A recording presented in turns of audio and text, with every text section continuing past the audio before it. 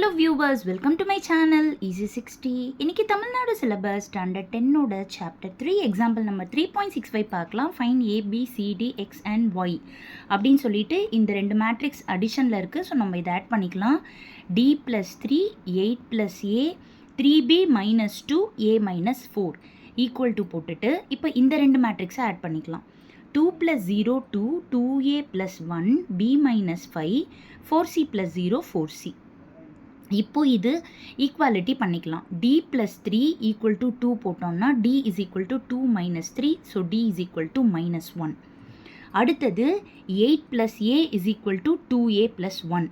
A எல்லாம் ஒரு பக்கம், கான்ஸ்டன்ட் எல்லாம் ஒரு பக்கம் எடுத்துகிட்டு வந்தோம்னா -A = -7, அப்போ A = 7ன்னு கிடச்சிரும். அடுத்தது 3B - 2 = B - 5. இதுலையும் B எல்லாம் ஒரு பக்கம், கான்ஸ்டன்ட் எல்லாம் ஒரு பக்கம் எழுதணும்னா 2B = -3, அப்போ B = -3/2ன்னு கிடச்சிரும். இதில் A - 4 = 4C.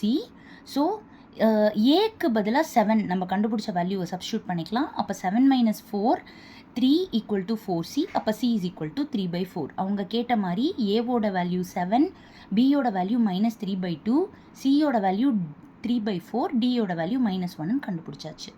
Thank you viewers.